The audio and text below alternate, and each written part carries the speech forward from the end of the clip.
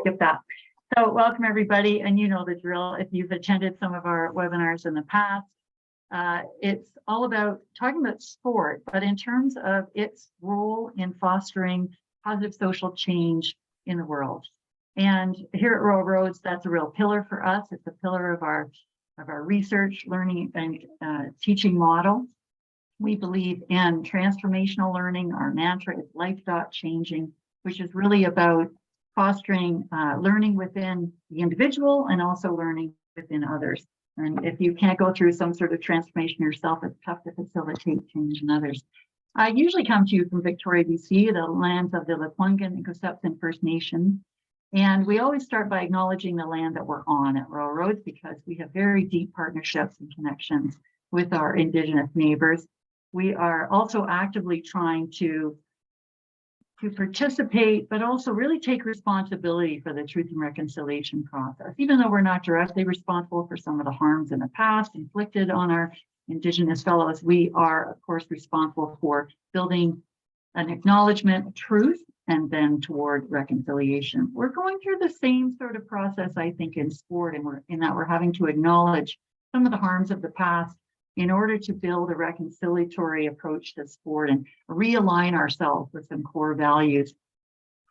At Rural Roads, we have some real good connections, I think, with big topics like sport, because we teach the same kind of concepts of equity and human rights, but also we explore the role of the environment, which is deeply affecting all sorts of sports right now with climate change. We believe in peace and conflict and understanding how to navigate those, diversity and equity. And I think sport again represents these principles so beautifully. It's why I've devoted my life to it. I believe that sport has probably more to teach humanity and change in the world than in many other endeavors, because it also teaches us how to compete with one another, which is really a collaborative exercise as well, right? We're all working together to challenge one another. I have several guests today, and I want to introduce everybody briefly, but I also want to make sure that they have some opportunities to introduce themselves and through sport. So my first question will always ask them, what's been their journey to sport? Why do they find themselves still quite devoted to sport? And I'm going to. So I have Devin Heroux, who comes to us from CBC, and I think many of you will have recognized him. He was covering the Olympics recently. You'll see Donna Spencer that we have with us today. She works with the Canadian Press, and you'll see her, as we were remarking beforehand, really an incredibly productive journalist who's covering many different sports, but also really spending some time addressing some of the challenges of safe sport that we're experiencing in Canada. We have ANIKA TAYLOR, who is a recent grad from U of T and also works with Game Plan, which is connected to the COC, but which facilitates the transition for athletes from the sport career into their career outside of sport or maybe in a different way within sport.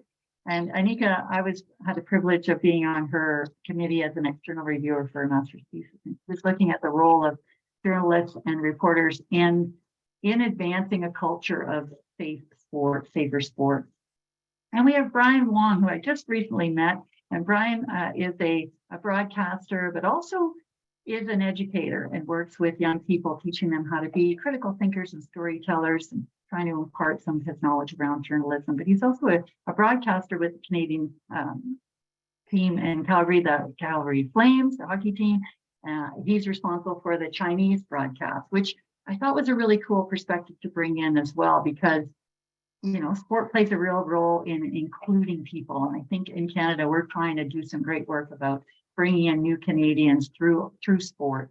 It's a great way to meet people in the community. So let's start by asking a little more about each of our guests today. And I want to ask you, what has your journey into sport media been? So some of you have strong sport backgrounds, which, you know, twigs the interest, but how have you arrived at this either topic of sport media or into the career of sport media? And what makes you continue to commit to sport through your reporting and your journalism? Who would like to start? Devin looks ready. He's got his, okay, and then we have everybody. Look at you all shaking your heads. What gave you the thought that I was ready? Listen, it is so exciting for me to be here with all of you. Specifically, I will point out Donna, because for me, Donna has been such a trailblazer and role model for me. So wonderful to be in this space with you, Donna, and with you, Jennifer. Of course, we connected over our love of sport and the challenges that exist in the sporting landscape in this country. I think my journey to sports journalism came because I was just never that good at sports. So I wanted to vicariously live through the athletes. And here I am, I'm reflecting as I speak to everyone right now that I'm standing in what used to be a boardroom in the broadcast center of CBC. About 8 years ago, I walked in this space. We've retrofitted it to be a studio, but I walked in here. I had just quit a reporting job with CBC Saskatchewan as a senior reporter there. Didn't have a job with CBC Sports, but knew I wanted to go to the Pyeongchang Olympics and knew that my heart was in sports journalism. And I took a huge leap and I walked into this boardroom with 3 men who are no longer part of CBC Sports, but I pitched to them how I thought I could change a bit of the conversation and discourse around how we told stories in sports in this country. And I'll be frank, it wasn't met very kindly because I represented a new way of doing things. They represented the old guard, and there was a lot of pauses and a lot of head shaking and not a lot of acknowledgement of what I wanted to do. But I said, take a chance on me, take a risk, send me out to a few events, and why don't we see what happens? And I was sent to a couple of curling events. And as Donna will know, because she has to put up with my incessant tweets, I started to have fun and have a little bit of joy in the space of curling. And I think to me, sport has always been about joy. Of course, it's been about heartbreak and everything in between, because that is a human experience. And to me, that's sort of what has always been rooted in my storytelling. It's that the human experience is the biggest part of sport. And if I can bring that out, then I can bring in a group of people who may not know what it's like to slide on pebbled ice or shoot a puck or run or whatever, but they can understand what it means to win something in their life, and they know what it's like to be heartbroken. So they said yes, the numbers were great, and here I stand 8 years later, 3 Olympics and Paralympics down, and it's been a wonderful journey. Originally from Saskatchewan and here in Toronto now, so I feel blessed every day to get to do what I do. It is a lifestyle for me. I live this world, and I'm grateful to be a part of it. Thank you so much. And I want to dig more into old guard and win and heartbreak. Yes. We'll circle back to that. Awesome. Thanks, Devin. And how about we go to ANIKA next? Sure. Thanks. I was going to say Dr. Walinga, Jen. Now you're Jen to me. Hi, everyone. Thanks so much for tuning in. My name is ANIKA, and I'm here today wearing my research hat. I'm not a journalist. I'm a sports media researcher. Or that's one of the things that I do. I'll start with why sport. I grew up as an athlete. I was a soccer player, and I've been a lifelong sports participant. So much so that my love for sport is so great that it's influenced my education pathway and also my choices around career and professional development. And so when it came to safe sport and doing some research, it was a no-brainer for me that I wanted to look at sports media.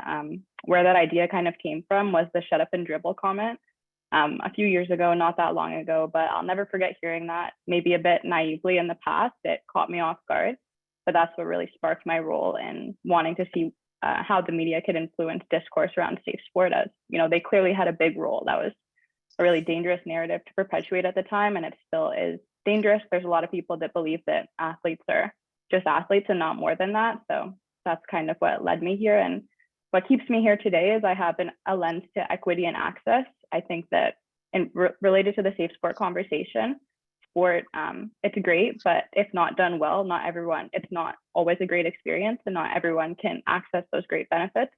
So I'm here to, day after day, continue applying that equity and access lens to make sure that people can experience all the joy sport has to offer. Thanks, Anika. And I love that debate too around the role of athletes in the world, the platform they hold, and has increasingly become available to them, and what we expect of athletes. But even through sport, what's the expectation? Is it just about the technical? We're all learning there can be much more. Love your comment about, the good or bad, how we use our powers for good or evil, and anything can be either. So how do we leverage sport more effectively? Yeah, we certainly acknowledge the learning people have garnered through their sport experience at Royal Roads too, through our flexible admission. I love it, because so much can be learned if done well. Thanks for that. And we'll circle back to that comment as well. How about Donna? Would you mind going next, and we'll save Brian for the end? Sure, thanks. My name is Donna Spencer. I'm a sports reporter at Canadian Press. Just 25 years, I think, as of November, 25 years. I came to sport similar to Devin. I love sport. I loved playing all kinds of sports. And it had a huge impact on my life. It's interesting, when I went into journalism, however, I didn't initially see myself as a sports journalist. I thought I would be a news journalist. But I was working at the Medicine Hat News, and my boss at the time suggested, well, why don't you try sports? And it was an incredible moment, because I thought, why didn't I do this before? It was also a time where there weren't a ton of female sports journalists, though there were a few. And certainly Canadian Press has been an incredible experience. It gives me an incredible platform. As Devin mentioned, I write about a ton of different sports. I'm a bit of a Jill of all trades, mistress of none. However, there are certain things that are close to my heart. High performance, Olympic, Paralympic sport is important to me, and I care a lot about it. And it's something I want to write about as much as I can, given all the other sports that I cover. And I mean, it's no secret we are in a safe sport crisis right now, and I feel it's my responsibility to help unpack how we got here. And that's one of the things I wanted to do. I do have to give a shout out to my former colleague, Lori Ewing, who worked at Canadian Press and did a ton of work in this space in the last couple of years, particularly last year. She unfortunately has left us and gone to work for Reuters in Manchester on a grand adventure, and she's covering Premier League soccer, and is apparently, I think, one of the few women covering it. So, I mean, I have to give a shout out for her for all the work that she's done in this space as well. Thank you.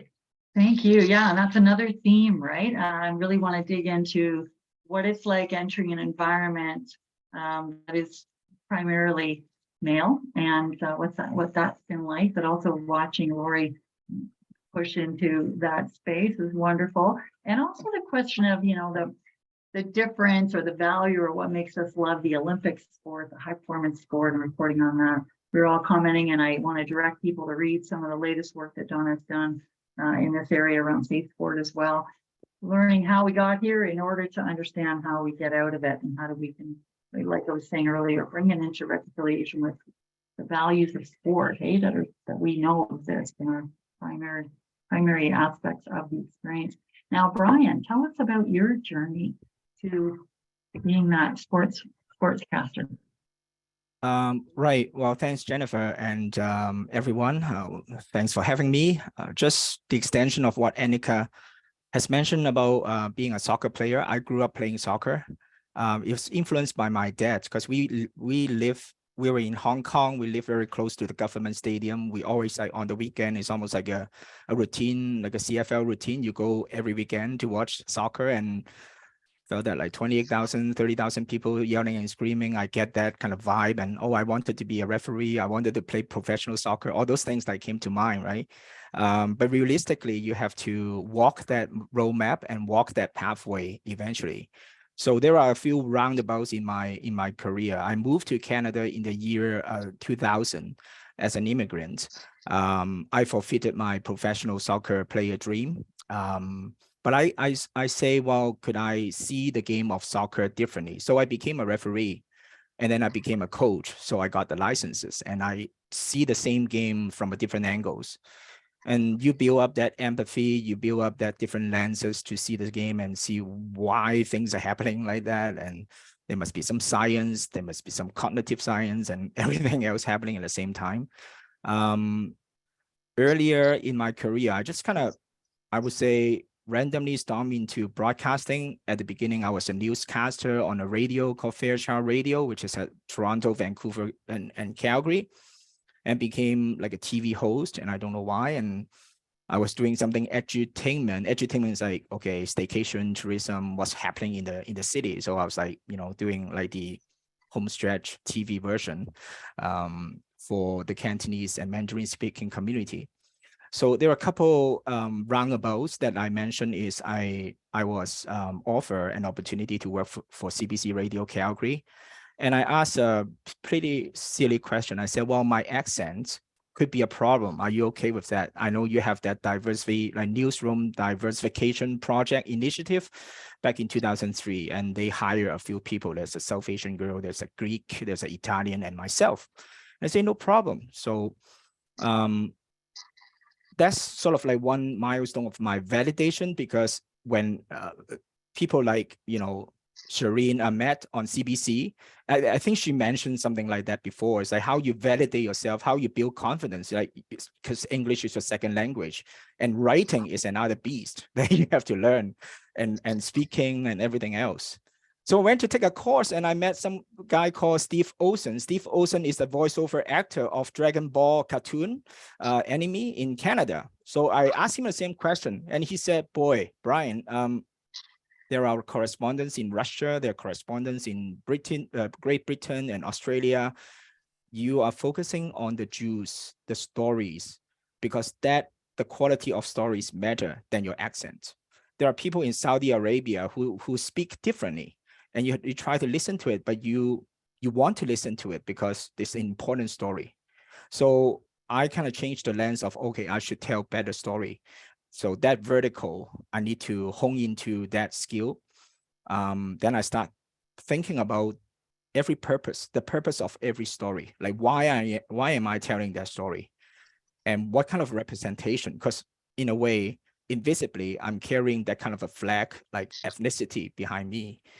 How could I use my language and English and all together to tell a story that is relevant to the audience? So lucky enough for me, the approach of my mentality is the worst answer is no. Just keep knocking on the doors.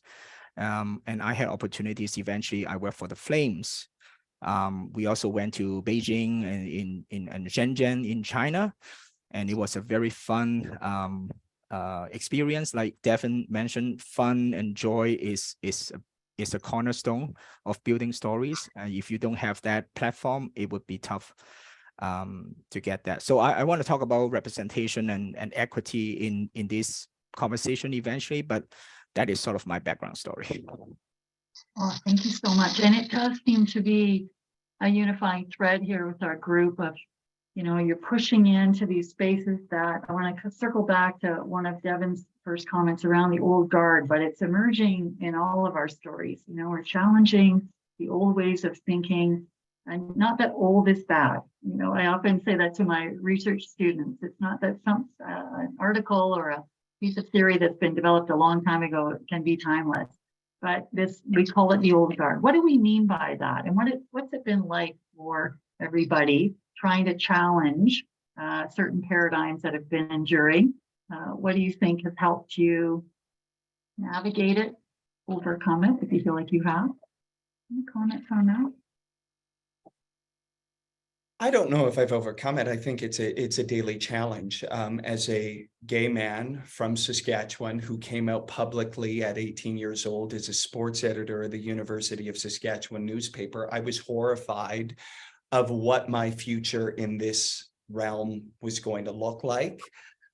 It's fascinating, Don. I've never heard you talk about sort of the notion of being a news reporter, because I actually was a news reporter because I thought people in the newsroom wouldn't take me serious if I was a sports reporter. I would be seen as somebody who did fluff pieces. And so because I was gay and because I knew sport probably wasn't a safe place 18 years ago at that time, probably still isn't today. In fact, I think this visibility maybe now more than ever is more important, and yet it's more taxing and taking a toll than any other time in my career. But you know, I in those early days, and I went from sports to news, going into the old guard, you know, it was predominantly white men who were in these spaces. I remember going into scrums and feeling like I wanted to disappear. I changed the way I dressed. My friends always said, Devin, your voice dropped an octave when you would do sports interviews, because I wanted to be the rock jock AM guy, right? Everything about who I was and what I was in those spaces around the old guard, again, predominantly white men, affected every fiber of my being.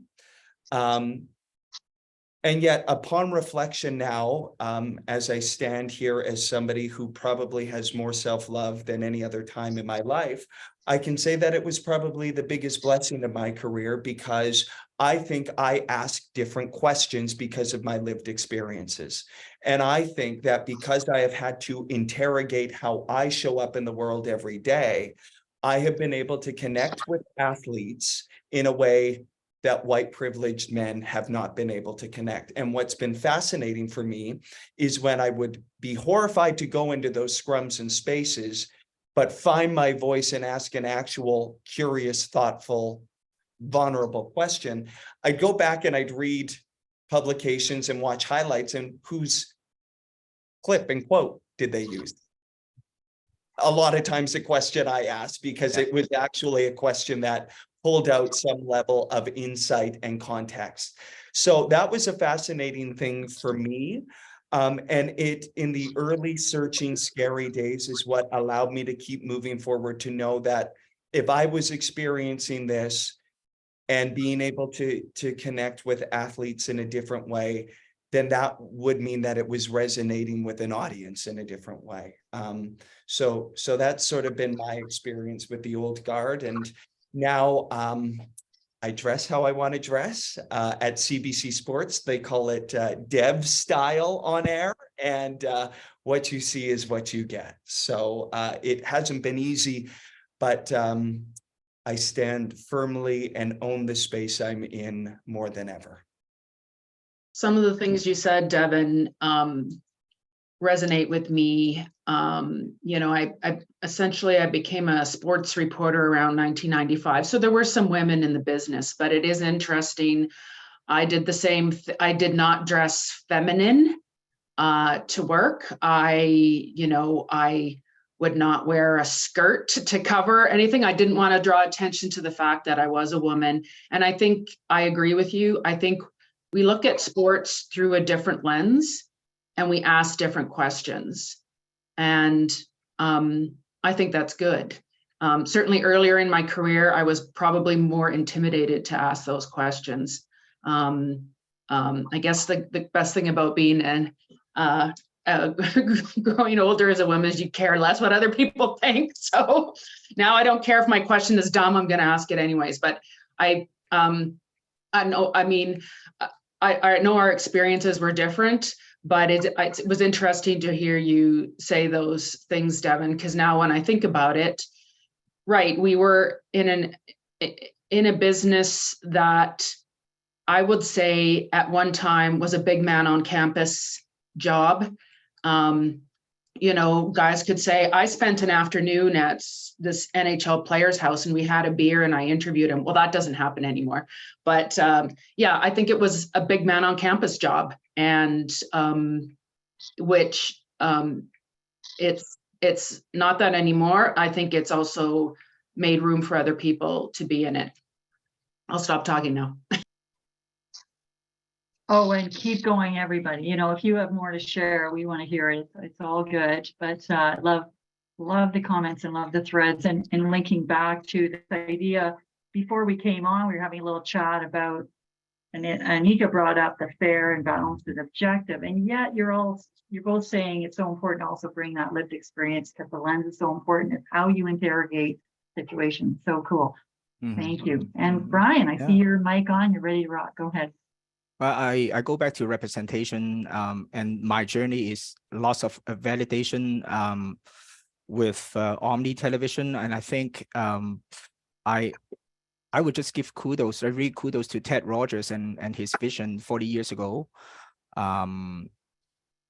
Different era after the family decided to, you know, retreat from being the administration or management in Rogers, but that kind of bravery is contagious, because like what Devin was saying, I remember a few times, like we do news and current affairs.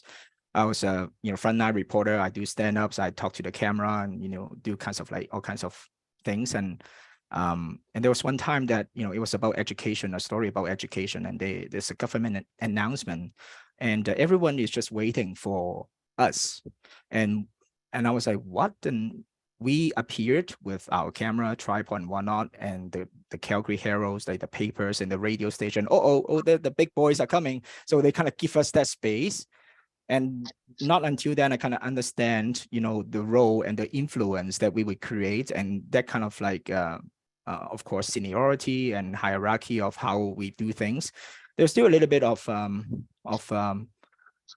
context when we ask questions, how we ask the questions, how we frame that lens, to speak for the immigrant population. And you do need to put a lot of work and to put your ears to the ground and to understand, you really talk to the people in the community, what kind of pain points you have, what kind of situation that we can fight for people who have autism, what kind of issue that, why census is not, why not long form, but short form. Like you have to understand all of those things. And I hate to say when people use the term one-day expert as a news and current affairs journalist, I think the behind the scene work, the hard work and effort and time that we put in to make sure that we present factual information is quite undermined and underrepresented. And we don't have badges as well, because when we achieve one story, we don't have badges. We move on, we keep grinding the next day. So to me is to overcome a few things, right? To overcome the representation, like to define media. In this case, I would say the CBC may not be the cable. My definition of media is free over the air broadcasters, not necessarily just cable. Because there are people who are in under like living wage, they can afford cable, and that's why people watch Omni, and that's why people listen to CBC, right? So I just want to ensure that in the future this RAM is continue to grow and to represent the people who they feel are left behind, falling through the crack in the Canadian society. Like people don't understand the cable and free over the air and website thing and digital media and marketing. And I think, we could do a better job at the same time to educate the general public. Accessibility, and I'm wishing my student Aman was on right now listening, but she'll see the recording. She's looking into this and how to equip the youth with navigating and that digital literacy, but also understanding the role all these different platforms can play. Thank you, Brian. And I know ANIKA's delved into all of these topics, so it's quite wonderful having her speak right now. Go ahead, ANIKA.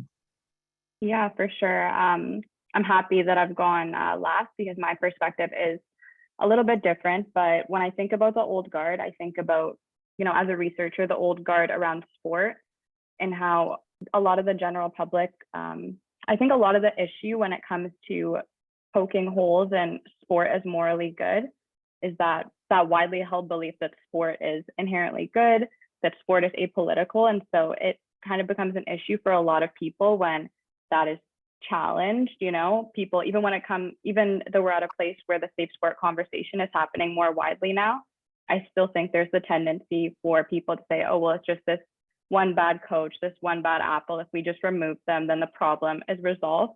But we see over and over again that that's not the case. It's a culture in their systems that underlie the perpetuation of these issues. So that's one piece of my response. And then the other piece is while these stories are being told, when we think about who is telling them and the issues that they're facing and the struggle that they're going through to try to tell these stories. So it's not just that we're challenging the morally good and apolitical image of sport, but it's okay, now a woman is like, this critique is coming from a woman, this critique is coming from a Black woman, from a gay man, whoever it is, and that's also an issue for people. So it's kind of layers and layers and layers. And I think kind of the take home piece here is just being mindful of who's doing the work to tell these stories, what we can do to support those doing this work, and you know why there's the backlash and where does that originate from. I think it's because a lot of these critiques and also the people who are telling the stories weren't always included to begin with.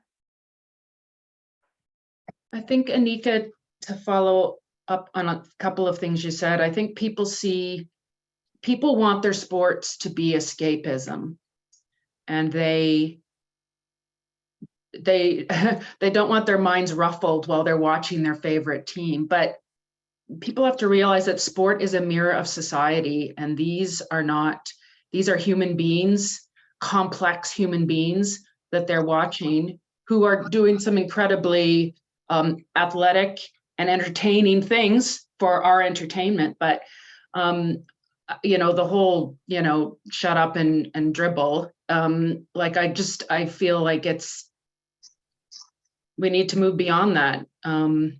We really do. Sport is a mirror of society. So, and why shouldn't it be? Because there's human beings involved in it. I've never really understood that. I don't want politics in my sports. I've just never understood that really myself. I agree with what, oh, sorry, Devin. No, I love this conversation because I have read a bunch of the work you've done, Anika, coming into this conversation, and it really struck a chord with me because I believe there was a real tipping point in the horrific tragedy in the wake of the George Floyd murder, where we saw athletes in an unparalleled way understand their privileged platform that they have.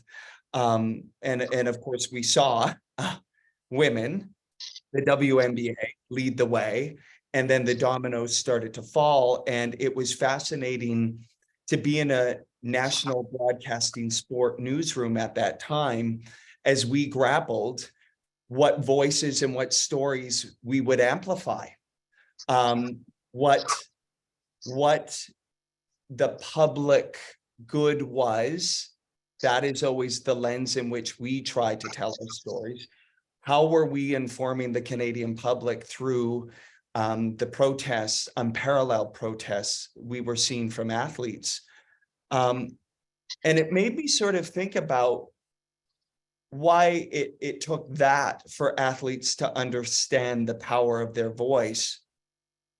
And then I think about the investigation my colleague Jamie Strachan and I did, where we did a intensive investigation into the leadership at the highest level, from coach, president, GM, of all the major pro leagues and of Canadian universities, athletic directors.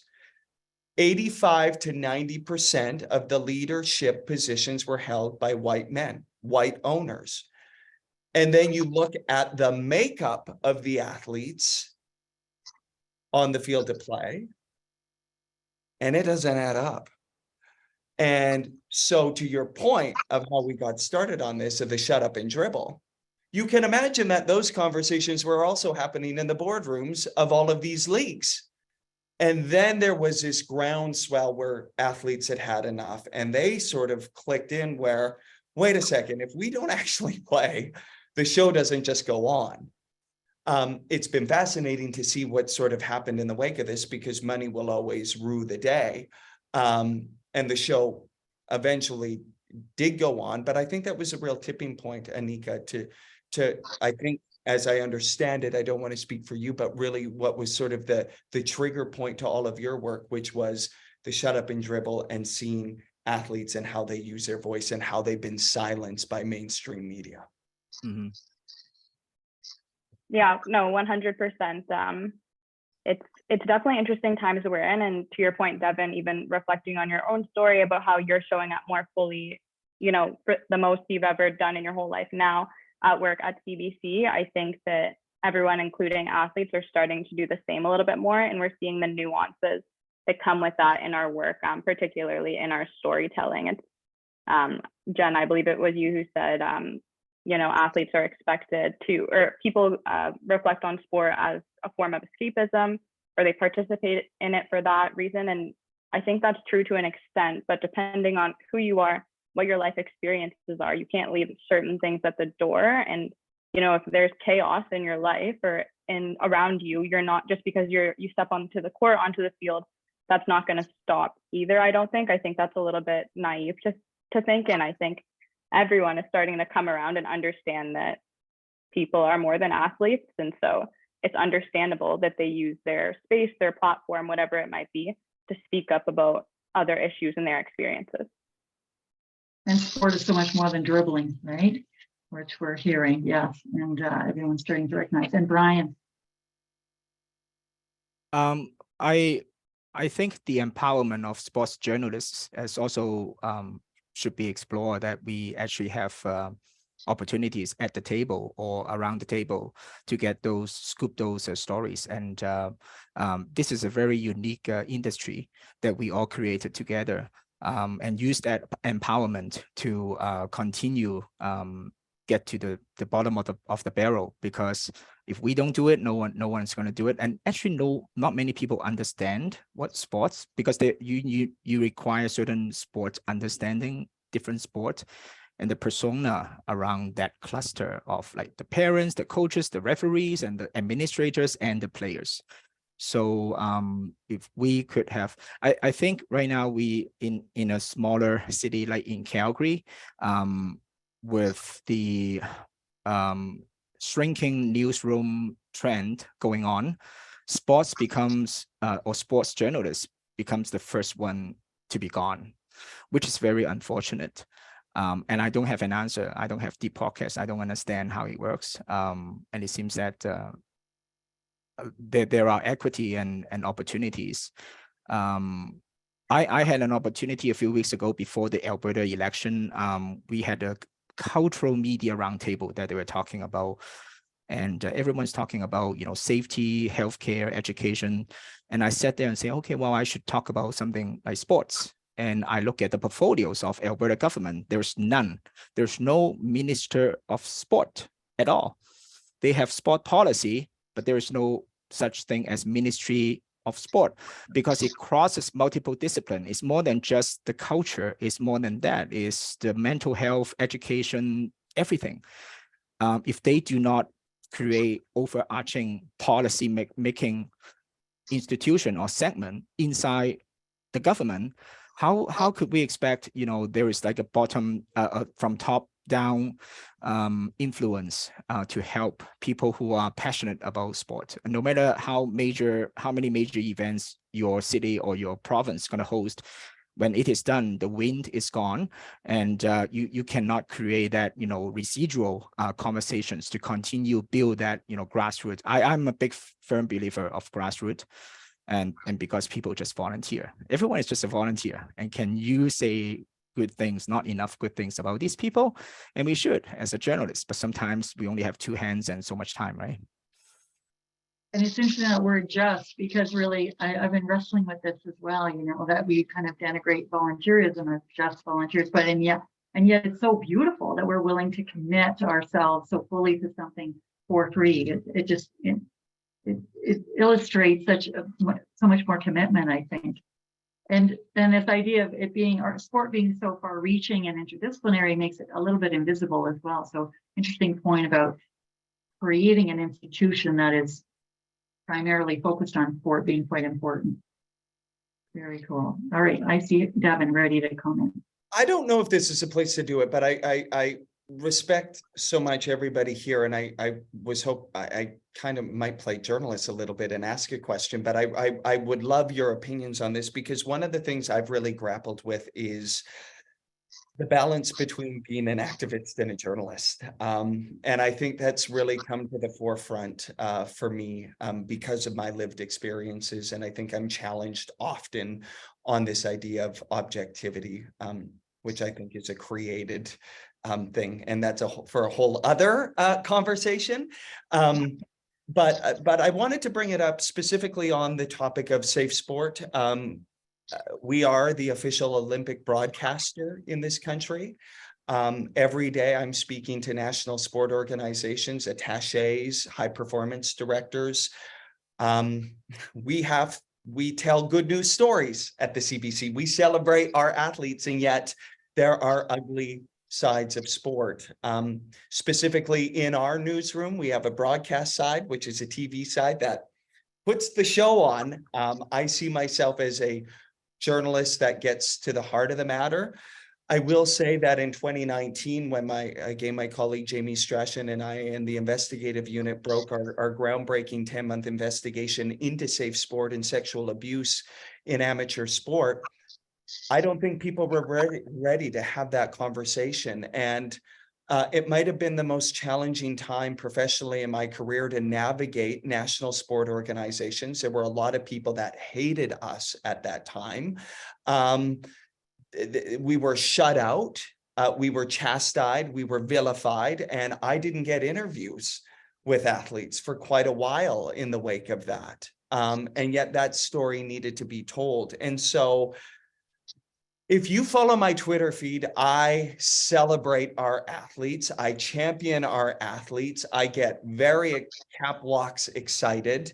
And I also tell the shitty stories and the hard stories and the ugliness of sport. And Donna, you know, this is weird to say, I was proud of you, and I thought a lot about you when you broke the Sail Canada story, because I had flashbacks to all the tough conversations I've had with NSOs about how you navigated that and the sort of compromised position we're in having to maintain relationships with national sport organizations as some of the few who tell their stories. And yet sometimes they're shitty stories. And so I thought a lot about you, Donna, on that story. Fantastic job on it. But there are so many of those where we're running up against friends in the industry. And we're journalists at the end of the day. You said a mouthful there, Devin. You're right. I mean, boy, that's a big, big subject. You're right. I mean, as a journalist, you sort of run, or you thrive, or you do your work on your relationships. And sometimes those relationships get rocky. And they are sort of particularly now in the space of high performance sport, as we're sort of turning over problems that are difficult. They're difficult. And I do understand that NSO is under a lot of pressure. Their leadership is under a lot of pressure. Change is hard. Culture change is hard. And yeah, I've certainly been awake at nights wondering if I was fair, if I was balanced. I mean, as a wire service reporter, that's my raison d'etre, is to be as fair and as balanced as possible, but also try and tell this story that might be difficult to tell, might be difficult to hear. And of course, Devin, absolutely, you know, we've been to Olympics together. We've certainly crossed paths. We both love curling. We're both from Saskatchewan. And we love to point, we love to write or depict or show on television the magic and the mysticism around an incredible performance, athletic performance. And so, yes, you're right. We sort of have to balance these two worlds, and it can be tricky, very tricky to walk that line. But thanks for bringing that up. You said it much more eloquently than I did. They're all eloquent, and I know ANIKA has done some digging into the role of journalists and how to balance the activism and just your personal values, and being ethical is what we're all striving to be as sport leaders or leaders within the sport environment. Does that mean we have to be completely objective? Well, is it even possible, right? So we've always been wrestling with this. I'm sure. So ANIKA, can you tell us a little bit about the findings? So what you were discovering in your conversations with journalists around their role, particularly in advancing a safe sport culture, shifting the core values of society. Sure. Also, many points of discussion, so I'll try to stay on topic. And if I veer, just let me know. So I think the first thing that I wanted to bring up was around how I've lost my thought. Oh no. Okay, let me switch back to my findings and how journalists can be part of advancing a safeguarding culture. And by safeguarding culture, I'm speaking about how journalists can be part of proactively protecting athletes from harm by focusing on their human rights and values for inclusion and accessibility. So one of the things is where you can, I know we're speaking about dwindling resources, shrinking newsrooms, proactively centering these stories. And just to be clear, because they're coming from other journalists in North America, which I'm echoing and which I agree with. So where you can, proactively centering these stories, trying to educate where possible. And I want to be clear that when I say education, it's not that you have to be the expert, but there are experts everywhere. There's a safe sport lab at UST. Dr. Walinga's lab is doing great work. But there's also, adjacent work being done, for example, in anti-racism. For me, that's safe sport, and that work exists. And I don't need to repeat doing that work because it's already there. To the point that I forgot, I think it's about really collaborating and coordinating these fragmented coalitions for change. So I'm, currently part of the COC, and I'm learning the inner workings of the Canadian sport system. But what I would hope is that we can find a way to collaborate so that it doesn't feel like, journalists are saying to NSOs, hey, this article is coming out. I know you're not going to like it, but maybe there's a way to work together on, everybody taking accountability for what they have to take accountability for. And it may be a little bit uncomfortable, but, collaborating a little bit more and coordinating so that there's less blindsiding, perhaps. In addition to those recommendations, it's calling athletes in and creating a welcoming space, which I know a lot of journalists are doing, but from my understanding, it hasn't always been this way in the past in terms of making athletes feel safe and comfortable to want to tell their stories. And then back to the education piece, it's also uncovering those systems while being objective, fair, and balanced, but just trying to point out, winning at all costs is an issue. Like, this is something that we need to try to rethink, or the controlling coaching. This is something that we can rethink. I'm just putting it on the table as food for thought. So I would say those are kind of the key recommendations, not in the neatest way, but that came out of my work. And we'll get into some of the other ones a little bit later. Yeah, and interestingly, this has come up many times, that sport really is a mirror of society. And right now it's mirroring that it's been co-opted by the patriarchy and colonialism, really, right? And we love it to mirror, truly represent what our society is about and what people value. I'm hearing a lot about truth and reconciliation. Let's bring out the truth and then work collaboratively to try to reconcile how we deliver sport in a way that upholds the values sport can actually offer, the power of sport. Why sport? Let's talk. Can we kind of talk a little more around why is it so important? What can it offer society?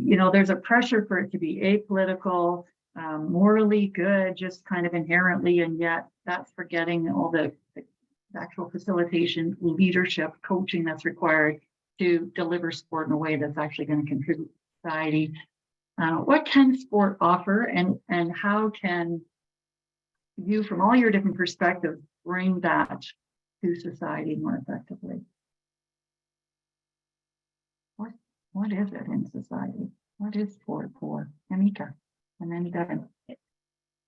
Just a short comment. It's probably a little bit cliche, but I think a lot of people, including myself, view sport as the vehicle for change. Like we might watch different TV shows, different news channels, and you can watch different sports broadcasts as well, but we're all watching the same game. So if something does happen on the court, on the field, we all see it. So I think it's just an interesting, vehicle for the change to happen. It often brings people together who might not naturally come together or be in the same room. So I think that's why sport continues to be the site for a lot of social change that we're seeing, or it's kind of the igniter and getting things really moving. Anika uttered the words "own the podium," and that makes my ears perk up. I've spent quite a bit of time over the last while taking a really close look at the Norwegian sport model. Norway doesn't claim to own the podium, but they actually do. And the goal isn't to be the best. In fact, it's the metric of success in Norway is participation and retention in sport and what it brings to the lives of people. I've had a number of conversations in the background over the last while about until Canada fundamentally grapples, reckons, and decides to shift fundamentally what sport means to the hearts and minds of all Canadians, we will continue to exist in a toxic sporting environment. In Norway, 90 to 95% of youth are registered in sport. They do it for fun. They do it for friendship. Parents show up at practices. It is a community experience. And at the highest level of government and sport, there's a document called The Joy of Sport for All. It is a guiding principle for everyone in Norway to take place in sport. Most shockingly to Canadians, they don't keep score and they don't keep track of time or any of metric of success until the children are 13 years old. Can you imagine if we told a crazed hockey parent in Canada at Pee Wee, your kid isn't going to be on the ice in the last 2 minutes scoring the 5th goal of the game? But guess what? Those kids keep playing and they come back and they coach. Women aren't returning to sport in Canada because they have horrible experiences in the sport system. We have a crisis in officiating. We have a crisis in volunteering. People don't want to be a part of it because our own the podium model and win at all costs has completely deteriorated what sport means in Canada. And I think we have to be real about that. I talked to the Norwegian sport minister, this wonderful woman, lesbian, has a son playing soccer. She's a sport minister and she volunteers at her son's practice and she's out there and she's experiencing it and she has a different lens at which she sees sport. And guess what? You can be happy, healthy, and kick ass and win in sport. And that's what they do in Norway. And that's what we don't want to acknowledge in Canada. I could rant for much longer, but Go for it, Donna. All right, I gotta have maybe a couple of things here, and for maybe those who don't know, before heading into the 2010 Olympics, Canada was going to host its own Olympic and Paralympic Games, and in 1988, Calgary hosted the Winter Olympic Games, and did not win a gold medal at its own games, and it was deemed by the sports leaders going into 2010 that the performance of the host team was going to factor into how Canadians felt about it. The performance of the host team was deemed to be important to the success of those games. And so that revolutionized, we'll say, the sports system into, that's when Own the Podium began, and funding decisions were made around medals as a measurement of success. And this is my mea culpa. I reported as such. Okay, this is our measure of the success. Okay, so who's going to win the medals? How many medals are we going to win? What are the athletes doing to win them? And that certainly informed my reporting. And now I see that there was a price to that. There was a ton of expectations put on the athletes In fact, all the expectations were put on the athletes. So that's just maybe a little bit of history about on the podium, but it's interesting you talk about Norway. Devin, I think it was maybe a year or so ago, I spoke to Tor, who was the head of Norway's Olympic committee. And one thing he said that stayed with me is, you know, and he was talking about their high performance athletes, their Olympians and Paralympians. And he said, you know, these people don't make a lot of money. That's all the more reason to treat them well. And that really stayed with me. So what does sport mean to Canadians? I think it's been, I've been dying to ask this question and to do a massive study on it and really try to distill what it is. But I think we fall victim to being so diverse in so many ways in our perspectives and so inclusive, and yet it ends up almost making the power of sport kind of get muted somehow. And yet that's our strength too. So how do we find our way and not just start borrowing from other countries or adopting models like we did? What does it mean to Canadians? Do you think? And I want to go to Brian because he's trying to welcome new Canadians in through sport, right?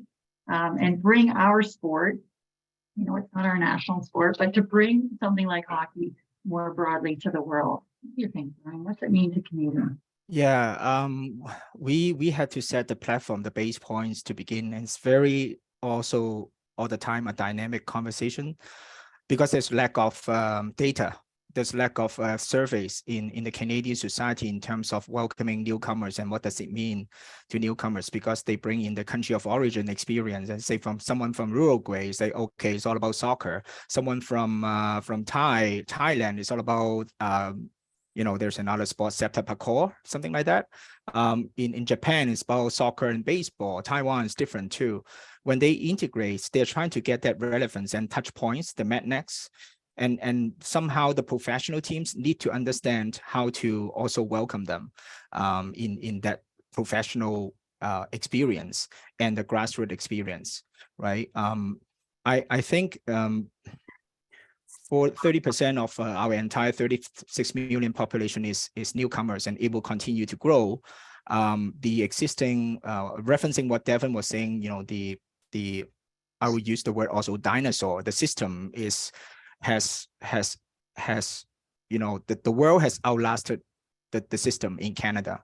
I think we need to do a revolutionary or transformational system change in order to fit as many persona as possible.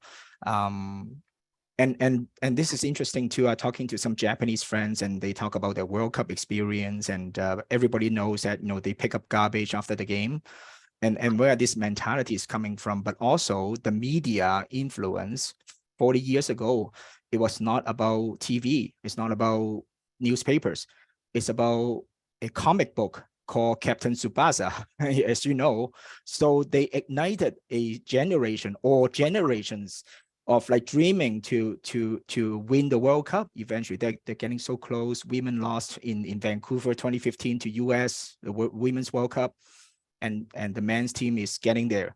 But now you see the penetration or the influence in the Europe Premier League and various professional leagues that you can see Japanese players everywhere. So they really have created a system based on that comic book and a dream. The government gave a lot of subsidies and tax breaks for corporations like Panasonic and everything. They can sponsor J-League. And that's how they grow their Major League Soccer version of like J-League in Asia. And there is a little bit of weather challenge as well when it comes to indoor, when it comes to outdoor. Do we have enough infrastructure? In Calgary and Edmonton, for example, there is a huge infrastructure deficit. We cannot really compete. You know, we have 3 to 4 million people, and Iceland with same amount, and Denmark 3 million people, yet they make to the World Cup. And you tell me how India never made to the World Cup, China once. So you tell me, is it about population? Maybe not. It's about, I think, you know, the empowerment from the government to really frame up that whole thing again. We need something transformational right now. To me, from an immigrant point of view, we are trailing in this game in terms of infrastructure and system. and all the more reason to have that galvanizing sense of what is sport to Canadians, what do we think about sport, and then back to Anika's point, where then we can collaborate, bring in, you know, everybody who plays a role in fostering and rallying people around that galvanizing vision for sport. More on that. What do you think it means to Canadians? What do you think sport could mean?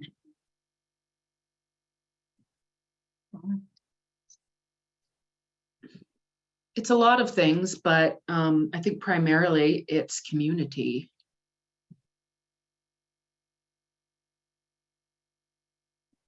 It creates community. It can, doesn't always, but it can. Tell us more about that. In what ways can it create community? How does that work with sport? Well, what Brian just said made me think of that. The touch points, and correct me if I misconstrued what you said, Brian, but the touch points of making you feel like you belong. And it's, boy, I'm sorry, I'm thinking out loud at this very moment. You can just smell the wood burning. Yeah, I think it's touch points to make you feel like you belong in the community that you live. That to me is what sport can be, and I think it should be. It's not always. So many sports where everybody has a role to play and a way to contribute, and it's such a wonderful. Yeah, I just want to add that personal, the both technical side and the people side. I think the technical side with NCCP, the whole coach.ca thing. You know, I have seen you can do multilingual deliverables in terms of education, like free clinic about the rule of two, you know, the mental health, like, you know, concussion awareness. I talk to coaches all the time and players as well. And I also ask the question, the why, and sometimes they came back to say, well, this is my second home because my friends are here. That's why I stick around. I'm terrible in soccer, but, you know, they accept me. And the coach, the competency is another level. It's a totally different thing. Like, okay, well, you see some gossip. Should you intervene, or should you step away and let them have that gossip conversation? That is like an art. It's more than just coaching ability. I think it's like understanding. Maybe girls have conversations that, you know, maybe you just let them have a space after the game and talk about it. But in my observations in the last so many years in Calgary as a referee as well, I don't see enough positive behaviors like reinforcement for like a team building thing. It's always like win or lose. You just look at more than participation ribbons. It's always, you know, the sideline parents are yelling and screaming. I'm a referee. I just gave a red card last night to a fan for OIAGL, offensive, abusive, insulting language and gesture, and just send him off. And I felt empowered because I talked to some senior referees and said, we have to stop this shit from you, because you're not only protecting you, but you are making the headway, making the pathway for the next referees in the ecosystem, because the next referee will get abused again. And we have not done enough. Like, you know, we have been only talking about it in the officiating, like the referee community in the last few years. So it's more than just the technical side, but also the human side. And I totally agree that is the community that makes the country strong at the end of the day.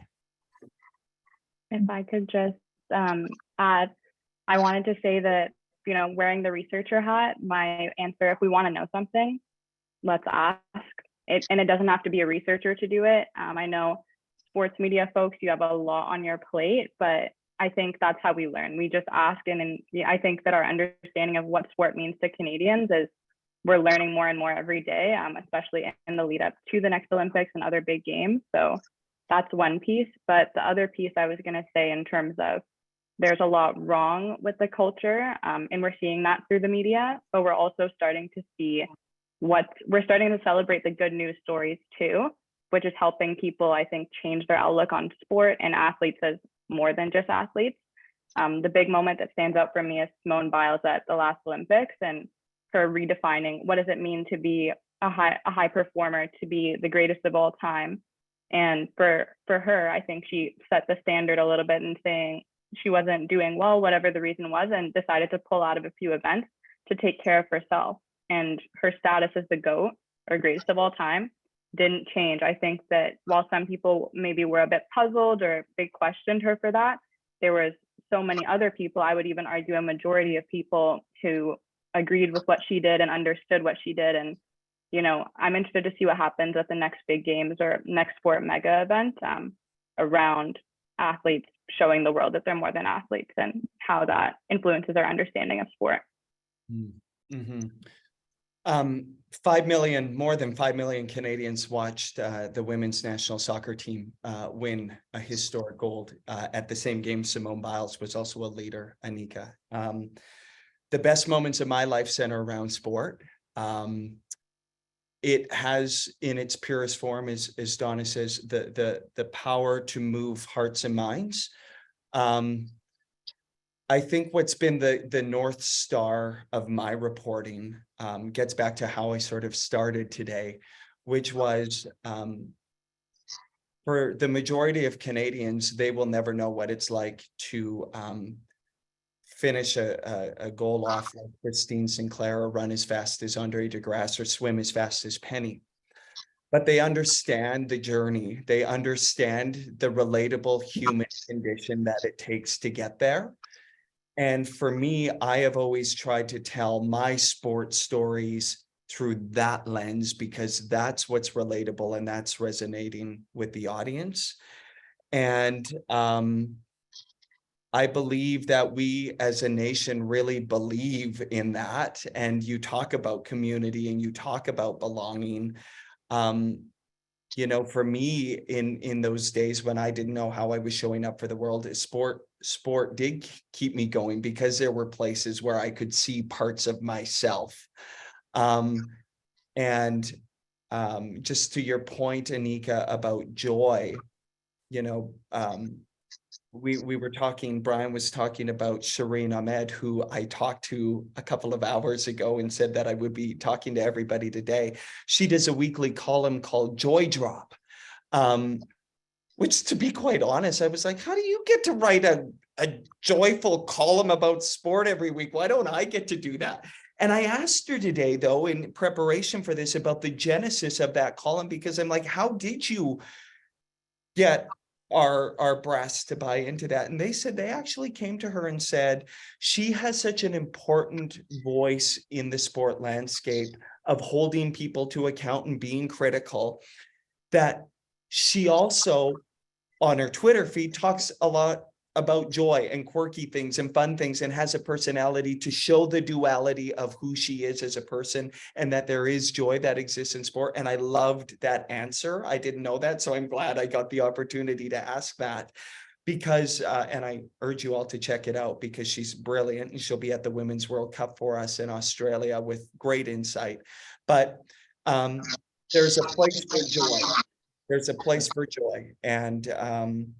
And I think inherently that's what we want to experience. And I think two things can be true at the same time. We can acknowledge that that isn't always the case in sport. And I think when we get more vulnerable and open and honest about that, it has a way of welcoming us all to the table.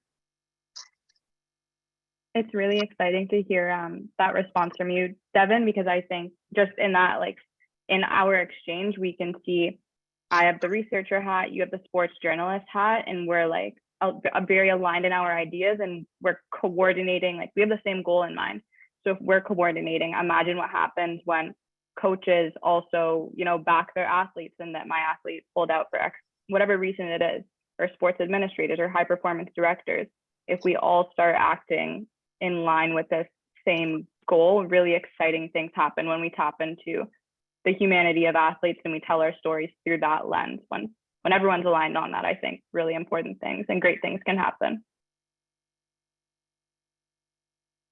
And so if we're truly to crystallize a Canadian sport culture, like a set of values that really galvanizes the country, and means something to people, hey, we can see all the roles people can play in fostering that in the ways that you're fostering it by elucidating, criticizing, exposing, storytelling, celebrating. You play so many different roles. and we'll all have to collaborate around that to make it happen. And what do you think some of the challenges are? Because we've got a couple of questions I want to turn to in the last 15 minutes or so. We've got Judy Joseph Black who's asked about the challenges journalists face. So the Hockey Canada scandal broke, took a while because it had been going on for some time, right? And why didn't it break earlier? You know, what are some of the barriers or challenges journalists might face in trying to bring to light some of these stories or even be able to see them? What's going on there? I'll try and lead this off.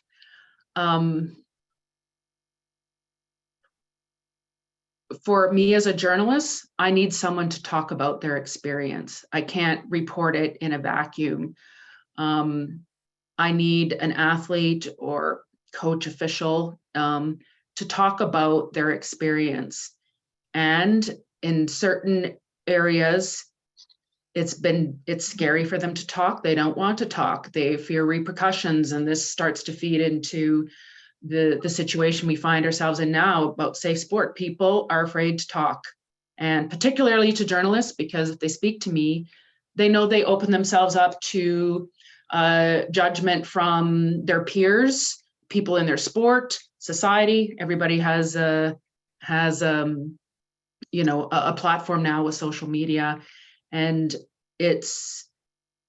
so I think when I'm going to circle around back to Hockey Canada, it takes someone to talk about it first. I hate to, that sounds so simplistic, but certainly in my instance, I'll say, for example, that sailing coach, Lisa Ross, it was incredibly brave of her to speak to me. She wants her job back. Criticizing her NSO publicly might not help her, but she spoke to me anyways. And now I'm getting a ton of women specifically who have been in similar situations who want to talk to me. It takes one, but it's hard. It's really hard. And so, it's usually that one pebble that starts the avalanche, really. Kara McCormick, Kyle Beach, Sheldon Kennedy, right, being so brave and really enduring so much hardship after, right? It is such a courageous thing, and sometimes personally protective, but also protecting your cause. You are trying to advance change, and is this actually going to support it? Oh, so challenging. So thank you for that. And Devin.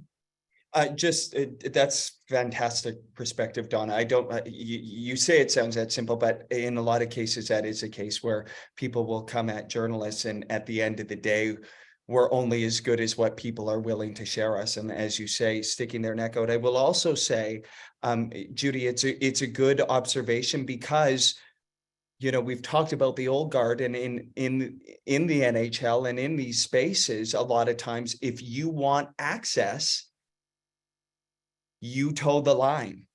And if you are that one journalist that doesn't toe the line and is seen as a disturber in the space, you're going to be pushed out. And so to keep, proximity is our power. It is our currency.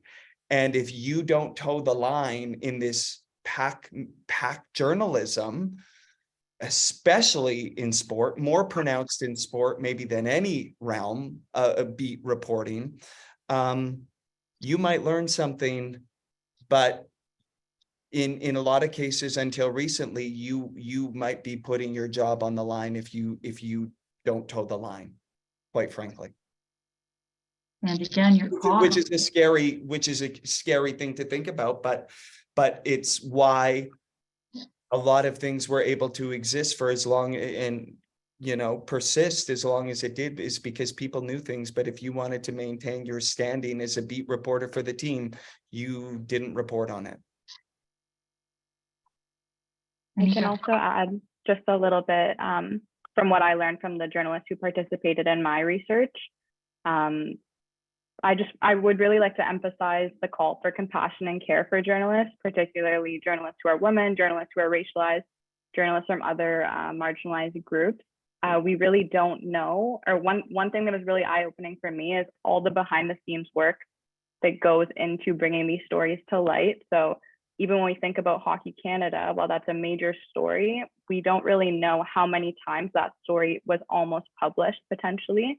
And maybe, you know, a source said at the last minute, listen, I don't feel comfortable. From my understanding, these things happen, and the protection of survivors or others involved, I think, does have to come first. And so it's just one of those perspectives that we might not have access to as consumers of media without understanding the other side of things. So that's just a consideration I wanted to bring up. And I'll try and keep this from being a big whine, but you know, Devin can speak to this too. I mean, Devin and I are lucky in that we have a national platform to tell these stories, but in every media shop, it is a shrinking industry in terms of people to tell these stories. There are fewer and fewer of us to tell these kinds of stories. And a lot of times it's very slow journalism. You have to take your time. These are people's lives. When I speak about sport, it's not about their livelihood, just their livelihood, it's their lives. You have to proceed with care and caution, and it's slow reporting. And we live in a daily deadline environment. You know, I sort of use the phrase, you know, feeding the goat. What am I reporting today that can add to the CP Sports file? And so it's difficult.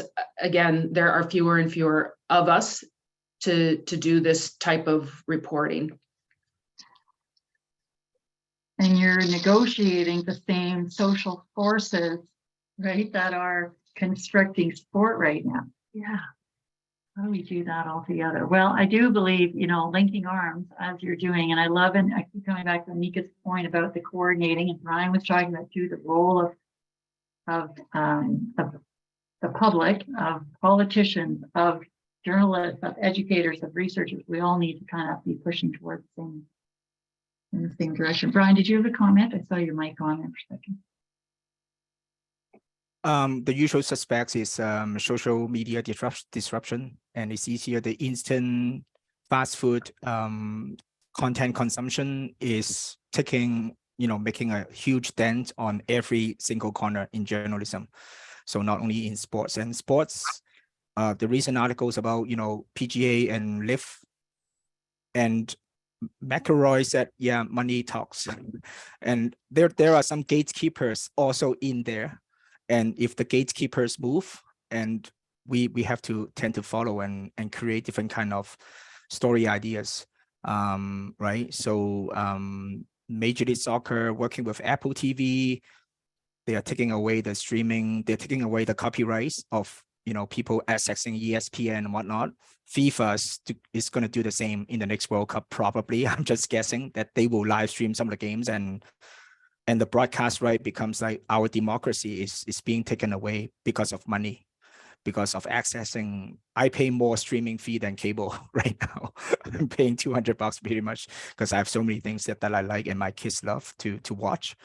And I know that those are challenging as well, but I'm just kind of do that fact finding. I'm sure everybody knows about it, but I see the funding model. Some of the people ask about funding model. I don't have an answer. I wish I'm a policymaker and to make an influence on that. But one of the work that I've done for Alberta Soccer in the last year is equity, diversity, inclusivity, indigeneity. So what they call EDII committee. We're trying to create playbooks for all the jurisdictions about how you conduct yourself and how you support referees, parents, and every single persona. It's been 12 months. We have not moved the needle. It's very tough because everyone has to come together and on a common ground, and something that applies and scalable, which is, I try to be in that public or maybe policy making realm, just to try it out and see how it works. Hopefully it's positive at the end. We have about 5 minutes left, and I think I'd like to ask everybody, this seems a little off topic, but I think it actually centralizes us in some way and provides a bit of a denouement to the whole day. What's your favorite article lately in sport? What do you think is moving that needle, having an impact, or for whatever reason you love it?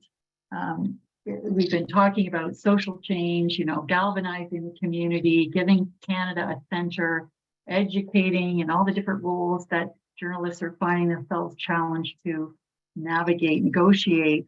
But I really think that journalists, this is my opinion, I think we have such a big call for a national inquiry right now. I feel like the journalists are doing that. You're conducting the inquiry right now. What's been your favorite story of late? Favorite article to write or story that you've seen? What do you think's been having a big impact? That's a hard one. I really have to think about it. I mean, there's been a lot.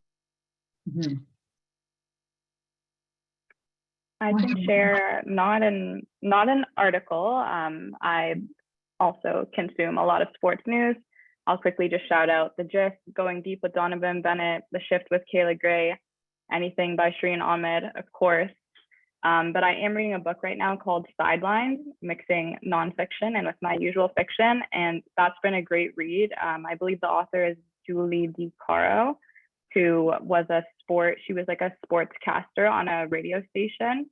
And she really goes in depth. She's done a lot of research to produce this book about women sports journalists and how things were like, in the early 90s and covering complex issues and where things are at now. It really brings to light and solidifies that point I was trying to make about the different experiences of sports journalists and remembering who's doing the work or who's doing maybe more work to bring certain stories to light. So I think that's a great read that I would recommend for anybody. Helps us acknowledge that things are shifting for sure. Yeah, favorite story. Go ahead, Kevin. This is kind of a cop-out because I dropped my joy drop, Shireen's joy drop, which I love reading every week. But I would say generally across the board and specifically on the 8th floor of the CBC building, I don't think I've ever been more proud of our department because for a long time at the CBC in the sports department, there was a lot of performative pillars and talk of inviting different voices and having different stories being told that didn't always actually take form. And I can honestly say that I am seeing a genuine effort from the leadership here to have different voices at the table. Because we've missed the mark a lot, and we've missed the mark because there's been a lack of diverse storytellers in the national broadcaster sports department. And that's been very disappointing for me as somebody who has always tried to capture the essence of what an athlete is sharing and honor their journey. And I would say over the last year, there has been a fundamental acknowledgement and understanding that if we want to be the public broadcaster that we pretend and talk about, that we actually have to have different voices reflected in our journalism. And we are every month doing gender audits of the stories and our social media posts, and they are coming out almost 50-50 every single month across the board, men and women sport. I think we are telling stories of BIPOC athletes, LGBTQ plus athletes, not just when it's convenient, not when it's Pride Month or this month or that month, but 12 months out of the year. And so we've got a long ways to go, but I would say as an industry, I'm heartened and inspired by the direction we're headed. Or teaches us the power of diversity. I mean, I just keep coming back. Truth is in sports. We just looked at it. So representative of Canada, diversity obviously is the key. I think we embody it so beautifully as a country. Ryan? My favorite media piece has been, the one CBC TV has done on YouTube, According to Kids Curling. That's my favorite one. And the reason is, when you try to debunk a complex sport, people don't have time and they watch this playful video, it like resonate a little bit. We plant the seed. And I think the CBC has done a fabulous job doing that. I watch it all the time. I think it's evergreen legacy videos. It should have 50 million views, but not yet. I love that. And those like Terry Fox stories always like resonate. You really have to remind Canadians like Terry Fox. This is a true, genuine hero story. And referencing what Devin was saying is the equity. I hate to say that maybe CRTC has to do something too, because they have to facilitate some sort of budget and be a really strong gatekeeper rather than a paper tiger right now. Beautiful, right? Because that is culture. When we value something, we actually invest in it as well. Excellent, and rally around it. Wow, thank you all for that fantastic webinar. And incredibly powerful statements, contributions. Thank you so much for your authentic experiences that you've all shared, the contributions you're making to advancing this, Canadian culture of sport. I'm just so interested in it. I've just been watching Shoresy, actually. I want to put a little plug in for that because I feel like Jared Kiso is actually contributing as well to building a center for Canadian sport culture and values. Have a look. All right, take care, everybody. And I hope to see you all again next month. I think we've got something coming up on pain. Actually, I saw Andrew Kruger in the audience today, and we're going to be talking about pain and sport, the discourse around pain and some of the values, but also the destructiveness it's brought to our understanding of what sport really is. Take care, everybody. Thank you again to all our wonderful panelists for taking that whole 90 minutes out to share with us. Brilliant education going on. Thank you. Take care, everybody. Bye.